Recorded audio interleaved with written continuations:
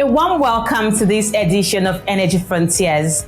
I am Justina Okechukwu, and we appreciate the support of the African Energy Chamber for the show. These are some of the biggest energy news on the continent and around the world at this time. Africa and Latin America are expected to lead 64% of the global high-impact well drilling in 2024, out of which 70% of the 13 African wells will be drilled in frontier and emerging basins or will open in new plays. That's according to the latest analysis by Rystad Energy, a research organization based in Oslo. British oil giant Shell saw its profits fall 29% to $28.3 billion in 2023 compared to its record year of 2022, but still beats analyst expectations with a stronger than expected performance. The company announced that it would raise its cash dividend by 4% and return cash through a $3.5 billion share buyback. Chariot Energy has outlined its plans for 2024 and says that the company expects to begin drilling its first two-well campaign in the Lukos license in Morocco by the end of the first quarter, while filing its green hydrogen feasibility study at Project Noor with the Mauritania government in the same quarter. Inap Sea Petrol of Egypt says it plans to invest an estimated $60 million in 2024 in the regions east of Ras Qatara to drill 4 development wells and 3 exploration wells in the 3 other regions. Inap also plans to implement a sustainable energy initiative to reduce dependence on solar and increase dependence on accompanying gases. The Ivory Coast government have signed an agreement with an infrastructure investor, PFO Africa, for the financing, construction and operation of a 52-megawatt solar photovoltaic plant in the northern part of the West African country. A commercial and industrial solar developer by the name Sustainable Power Solutions is leading the development and implementation of a 10-megawatt solar plant in north-central Namibia, which is expected to be operational by the end of 2024 and will supply power to B2 Gold's Otjikoto mine in Windhoek. And that was a summary of your energy news headlines. Next on the show, we take a look at the global oil markets with my guest, Amina Bakar of Energy Intelligence. We'll be right back.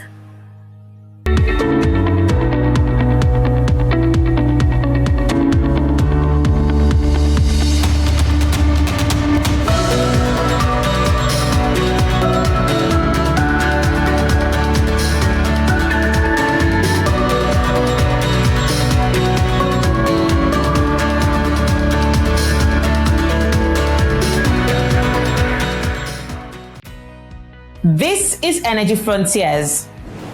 Now, oil prices rose in early trade Friday following a decision by OPEC Plus to keep its oil output policy unchanged, clawing back some losses from the previous trading session, which was triggered by alleged ceasefire reports between Israel and Hamas. Brent crude futures rose 0.6% to $79.20 a barrel, while the U.S. West Texas Intermediate crude futures gained 0.5% to $74.22 a barrel. The Joint Ministerial Monitoring Committee of the Organization of the Petroleum Exporting Countries in the week agreed to maintain and continue to monitor compliance to production adjustments and assess market conditions. This signaled confidence in current market stability and a commitment to supporting prices. But with the next meeting scheduled for April, with further adjustments be needed to navigate the rapidly evolving global oil markets. Amina Bakar is a senior research analyst at Energy Intelligence, and she tells me what the latest developments signify for the global oil market.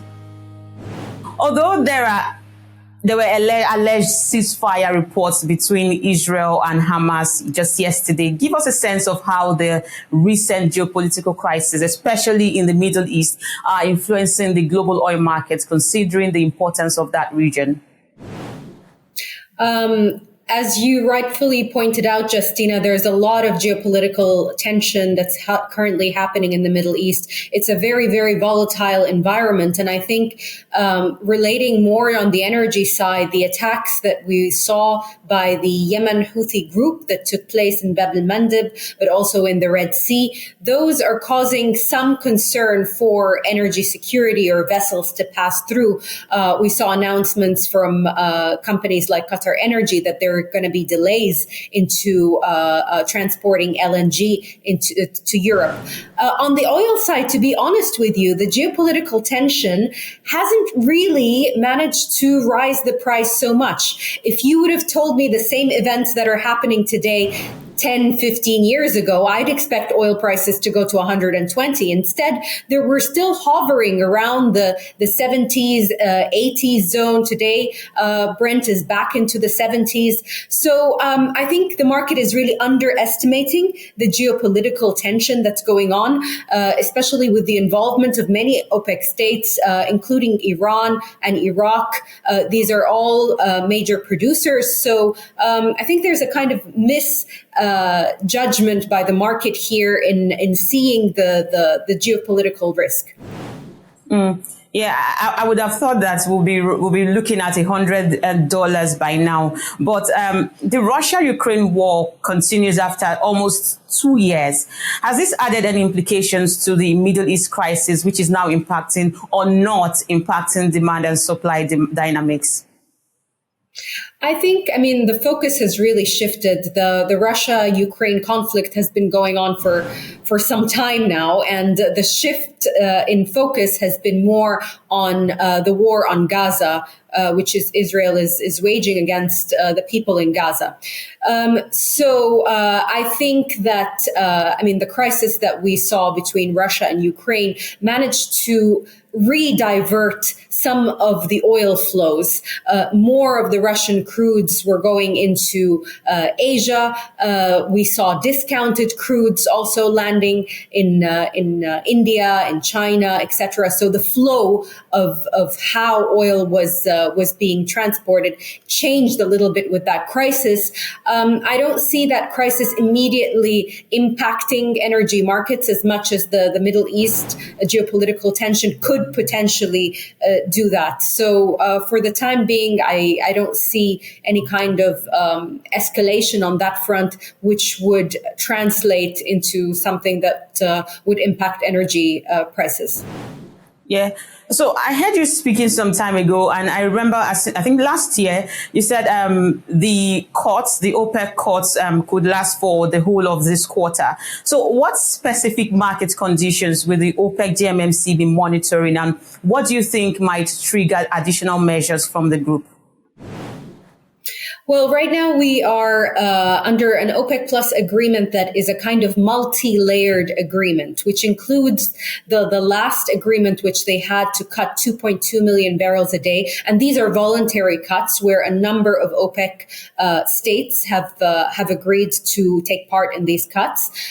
So this 2.2 voluntary cut lasts until the first quarter of this year. The group is due to decide whether to extend the cut or bring back some of that supply in the market. We're due to find out if that happens by March. I think the major factor here, Justina, and what you're after is demand. They have all their eyes on how demand is going to respond. OPEC is still very bullish on demand growth. They haven't changed their figures. What we saw from the JMMC when they reviewed the numbers is that they expect demand still to grow by 2.2 million barrels a day this year. This is much stronger than our forecast, for example, at Energy Intelligence, which is around 1.2 million barrels. I'll give you another example. Aramco have a growth rate of 1.5 million barrels. So there are many numbers out there, but the main factor to determine if some of that supply is going to return to the market, I think they're watching two major factors: the demand response, but also the level of stocks, which, to be honest, the deal is quite effective and did manage to bring back stocks which usually build up in the first quarter. Still ahead on energy frontiers, Namibia is looking to take its position as a frontier player in Africa's energy sector. Stay with us. A very good morning and a warm welcome to the Africa Energy Week for 2023.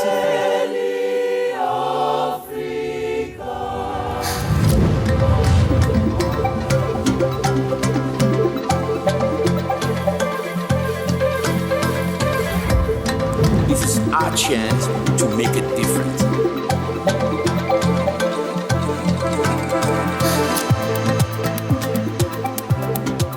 We want to breathe fresh air in darkness.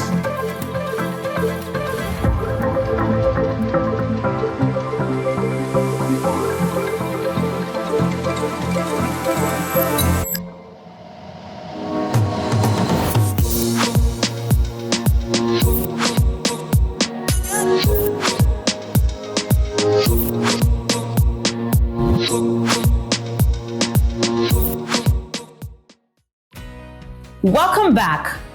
Now, the participation of Namibia at the 2023 edition of the African Energy Week in South Africa supports the increased huge investments that are needed to shape the ongoing narrative of Africa's energy independence.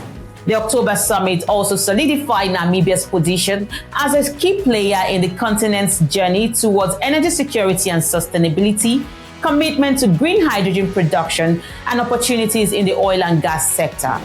In case you missed that session, here are a few points put together by the Frontier Africa Reports team. Because when people say Africa is not heard, and the minister was right, but the future, and I'm not exaggerating, not to be nice with you guys, but the future of the world passed for Africa, one of the richest continents of the world, and the amounts of people, wonderful people, and people, you know, the youngest, you can say, human resources that we have. Then what is the secret? You already have one of the best mineral resources in the world. Now you come with the petroleum that we know already in the whole Africa. It's not only Namibia, because we have to understand the working petroleum system. But the main point is the human resource. Almost 1 billion people, with the majority under 18 years old. Then what is the secret? The secret is put all the energy to getting this human capital, because this is better than hydrogen, this is better than oil, this is better than minerals, it's people. But the message that I want to put here is that the future of Namibia is unique. As the future of our African countries, when you have the proper exploration, is the future of deep and ultra deep waters. And I can explain, like the guys from Total did a wonderful job, and Shell as well. The future is in the deep and ultra deep water. And don't think just in Orange Basin, no. And you see in the future. But the main message that I want to put for everybody here, investment in Namibia will have loads. Why?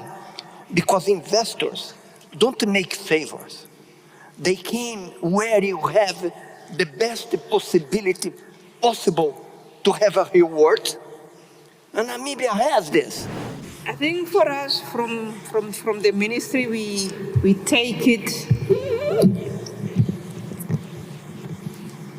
in such that us attracting investment is following from the results that we are seeing. Everything is much bigger and much better than we had expected when we were doing the exploration. This is evident from the results of the wells that we are seeing. It's also evident from the interpretation of the data that we are seeing. And with that being said, is that we are therefore right now in a space where we are looking for much more bigger financial muscles and companies that have more strength to be able then to help us to take this forward. One thing I was just going to highlight was in the period since we started acquiring data in 2001, the vessel fleet, the seismic vessel fleet of the world has changed. It was 55. In 2001, it's now 17. So there is an enormous reduction in the fleet out there around the globe to support exploration here in Namibia. So the criticality for me is that we work together to ensure vessels are here, they stay in this part of Africa, and we're effective and efficient in managing projects together. If we don't do that in a timely fashion, that capacity will not be available. The other thing that I think is making a big difference, I think, for Namibia, and in fact for the industry generally, is nothing to do with seismic per se, but it's about the move to use the cloud.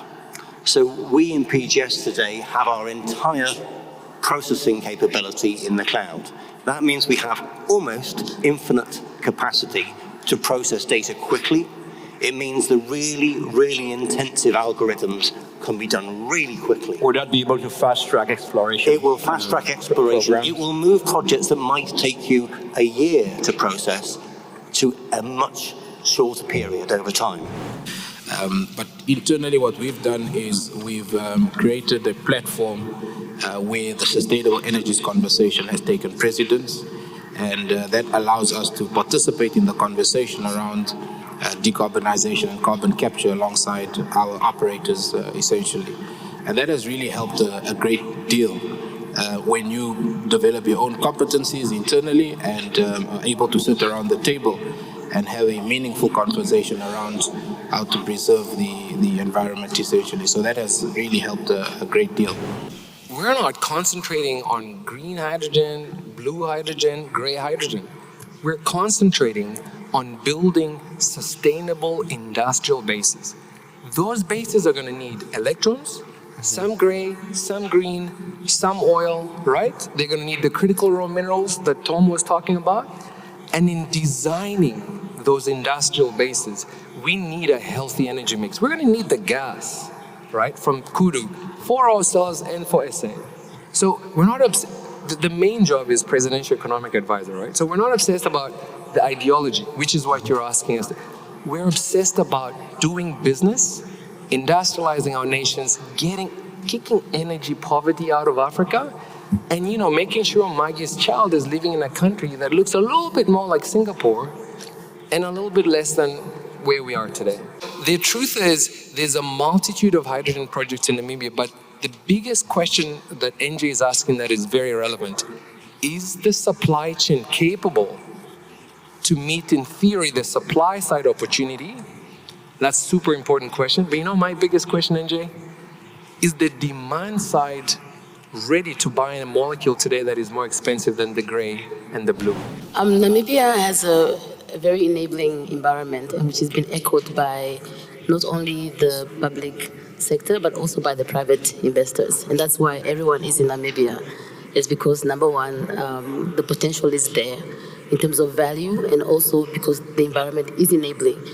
Namibia has a very collaborative mindset, which is, I think it's really, really important. I host the Namibia International Energy Conference, where I bring key stakeholders together to discuss critical issues in the sector since 2012. And the environment is clearly evolving. And I think one of the things, just to touch on, I'm actually happy, James, that you mentioned that we can be a Singapore. That's my collective vision too, that we can be a Singapore. Namibia is very progressive. We're one of the few countries in the world where the protection of our environment is enshrined in our constitution. We are super advanced in the mining sector in terms of our diamond industry. And I believe the oil and gas industry can learn and leverage from that experience in the mining industry. We are mining sustainably in our seabed. And the demand side was mentioned. We see a very interesting thing on the demand for coal-based electricity. Very often when you plan for future electricity supplies, you look at how the GDP and electricity availability, how that is correlated, and then you make projections on the future growth of GDP, and then you say that you need that much electricity in the future. But what has happened is that in the situation we are in Namibia and in South Africa, is that demand will actually follow supply.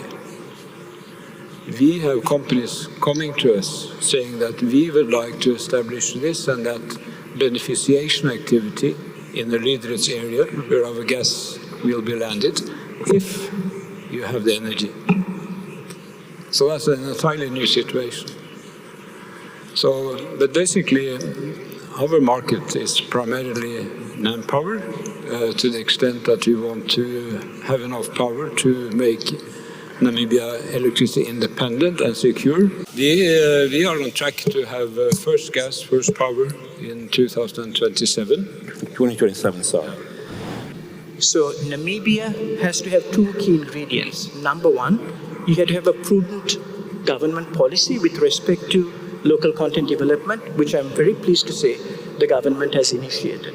And secondly, you need to have the industry, the oil companies, the contractors, the support organizations to come together collaboratively to work together to implement that policy. And the great thing that I see in Namibia is that you have collaboration between the government and the private sector to make this happen. Finally, the African Energy Week, the pioneer event of the African Energy Chamber, is getting closer. This is a chance for sponsors, exhibitors, and speakers to leverage on the exposure which the summit brings with strategic placements in conference areas, breakout rooms, workshops, lunches, cocktail lounges, and various networking events. The African Energy Week will feature an extensive lineup of high-level panels, keynote presentations from industry experts and leaders from November 4 to 8 at the CTICC in Cape Town, South Africa. Please visit the event website on www.aecweek.com for more information.